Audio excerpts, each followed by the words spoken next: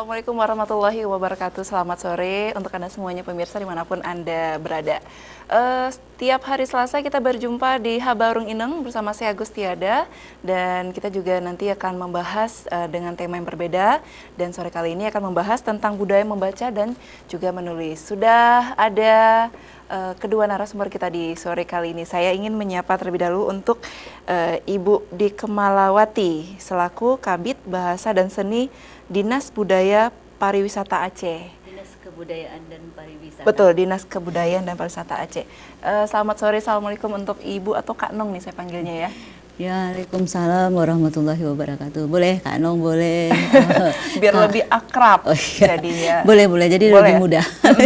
Gimana nih kesibukannya apa aja nih Kak Nong? Ya, ini banyak sekali di dinas ini.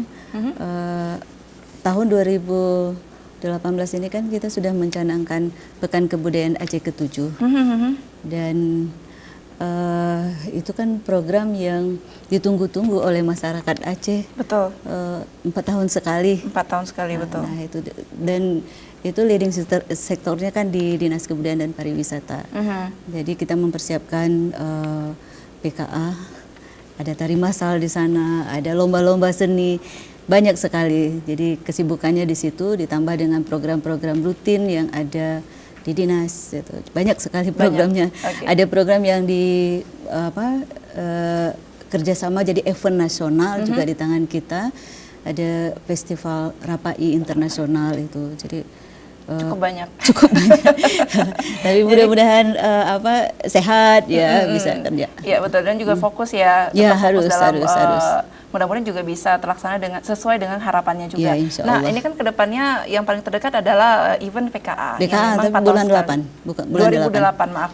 Tanggal bulan 8, 5 sampai 15 Agustus. Nah, di PKA-nya nanti sendiri, apakah juga konsepnya sama dengan tahun-tahun yang lalu, atau memang ada sesuatu yang baru nanti yang akan ditampilkan di PKA nanti?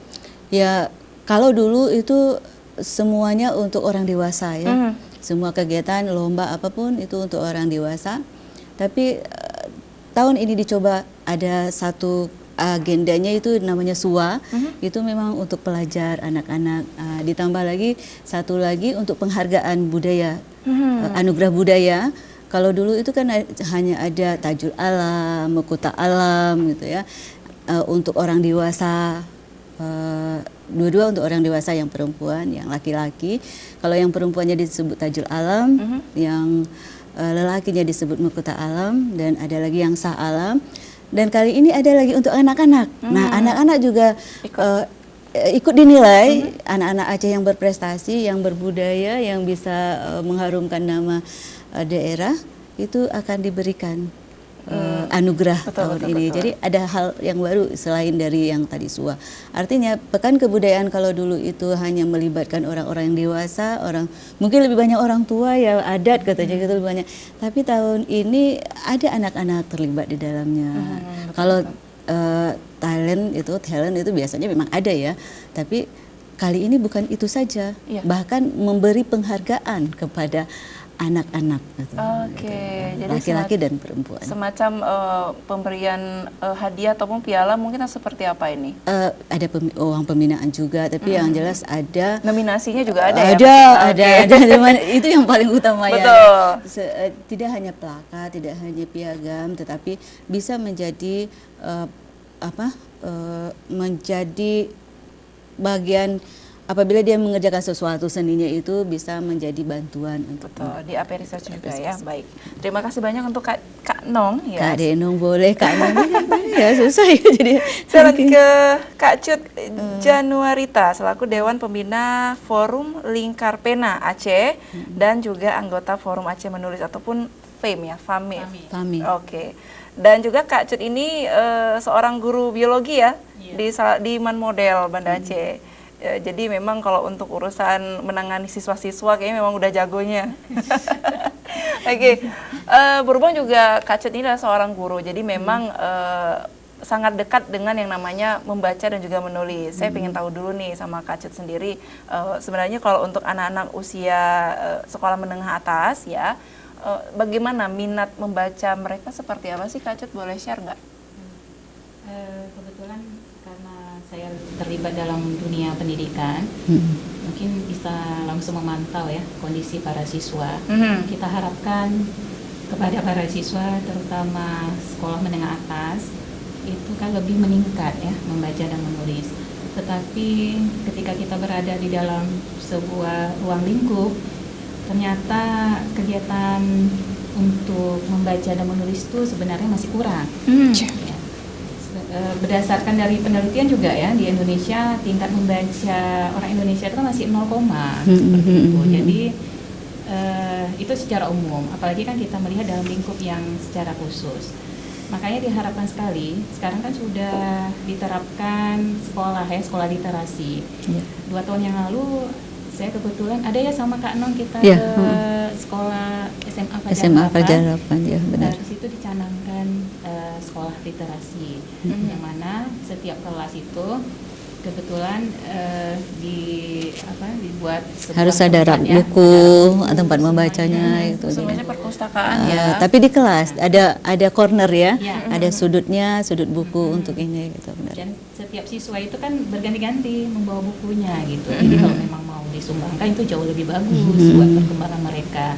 Kalau di sekolah anak saya sendiri juga sudah mulai gitu. Jadi mereka setiap hari Selasa dan hari Kamis udah wajib gitu, untuk SD ya, untuk tingkat SD-IT harus membawa buku di dalam tasnya, dan buku itu akan berganti seminggu kemudian. Kebetulan tahun 2017 saya juga diundang di SMA 2 untuk masalah literasi. Di situ tidak, tapi memang saya diundang pada saat itu bukan sebagai untuk ini ya, maksudnya pencanangan literasi seperti itu, tetapi bagaimana untuk meningkatkan gitu minat membaca dan menulis. Ini juga diadakan lomba menulis bagi siswa. Dan yang namanya lomba gitu ya, kalau lomba menulis saya lihat masih agak kurang, tapi sebenarnya potensi mereka cukup besar. Ketika kita berusaha untuk membaca tulisan mereka, kita menganalisa, memberikan nilai, kita nggak kalah kok sama orang Jawa. Karena anak-anak ini kan perlu dibina secara kontinu, harus diberikan wadah. Sebenarnya faktor yang membuat generasi muda ini jadi males sedikit membaca ataupun menulis ini faktornya apa aja sih Kak Cut? Salah satunya yang paling dasar sekarang ini adalah dengan penggunaan gadget itu ya. Gadget ya, oke. Jadi semakin tinggi teknologi yang sekarang kita pakai di smartphone, generasi muda jadi males. Iya, ada kelebihan, ada kekurangan. Artinya malasnya membaca buku. Membaca buku. Tapi kalau mereka membaca, yang simple aja. Sekarang anak-anak membaca yang halaman-halaman itu mungkin jadi padahal dia suka sekali tweet, membaca apa saja kan, membaca. Beda dengan kita dulu, mungkin memang kita hanya punya buku dulu ya, jadi membacanya seperti itu aja. Terus kita bisa melihat juga seberapa banyak mereka pergi perpustakaan, berapa banyak mereka menghabiskan waktu ketika tidak ada guru ataupun ketika ada waktu jam istirahat. Dan juga saya melihat ya, untuk hanya sekolah-sekolah tertentu yang melarang penggunaan HP, smartphone, betul. Tapi ada juga yang membiarkan.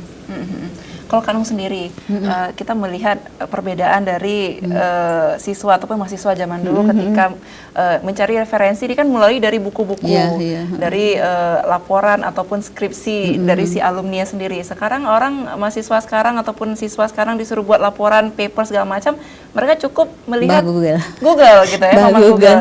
Sebenarnya ini sebuah kemajuan teknologi menjadi sebuah positif, atau ini kemunduran, artinya mereka jadi malas membaca, malas mencari, malas menulis, tinggal copy paste-nya aja nih. Gimana Kanong? Ya, kalau malas membaca saya rasa mungkin ya pandangan saya mungkin agak beda ya. Malas membaca, mereka rajin sih membaca. Rajin, oke. Hanya saja yang dibacanya itu bagaimana. Nah, itu mungkin yang harus kita lihat sekarang. Anak-anak itu membaca tapi tidak dalam.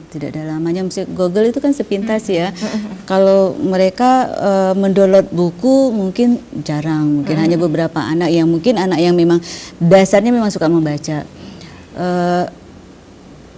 Kalau dulu memang mungkin nggak ada fasilitas lain ya, jadi anak-anak ke pustaka, Iya. anak-anak mencari ke toko buku. Saya ingat anak-anak saya, sekarang anak saya sudah pada dewasa semua. Dulu setiap minggu itu kita harus beli buku karena sebentar selesai belum tak beli lagi, nggak ada tempat lain itu. Paling kan dia jalan ke tempat penyewaan buku.